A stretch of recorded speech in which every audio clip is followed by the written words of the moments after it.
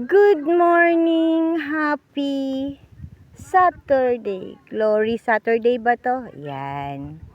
So, nandito tayo sa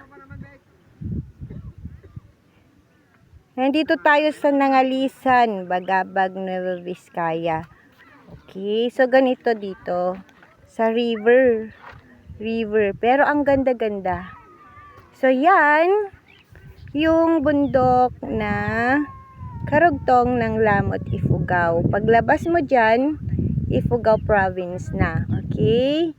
Tapos, yung mga blue na bundok na yan, nakikita dyan, ay Cordillera region. Yan. So, dito yung mga bato. Karamihan bato puti. Ito ang ilog dito. Ayan, so matagal akong hindi nakapasyal dito sa lugar na to. Ngayon lang. Nung bata kami ay high school pa lang ako noon, mga 3rd year, 4th year, ganyan. Tapos eto na. 4th year, mga 1992, ganyan. 4th year ako noon. 1992. Ayan. So, may mga ganito. Ay. Ito ang style ng bato na pamahid. Ha? Kunin natin. Magandang bato nito. Oh, mayroong kung ano-ano.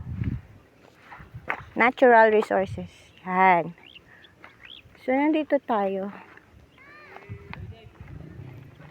At, ayun yung pinsan ko na silang nagyaya sa akin. Di sana ako pupunta.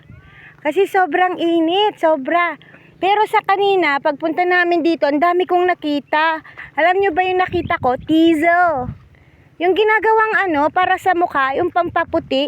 Ang dami pala dito, teasel. Kaya, babalik ako dito, mangunguha ng bulaklak ng teasel. Paglagay natin sa mga sabon natin gagawin. Ang dami, as in, magsawa ka.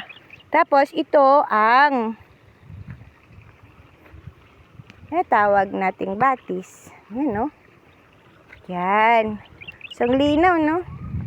Ang linaw-linaw. Yan. Dun. Yan. Mga kaibigan, natatakot tuloy ako. Oh, alaban!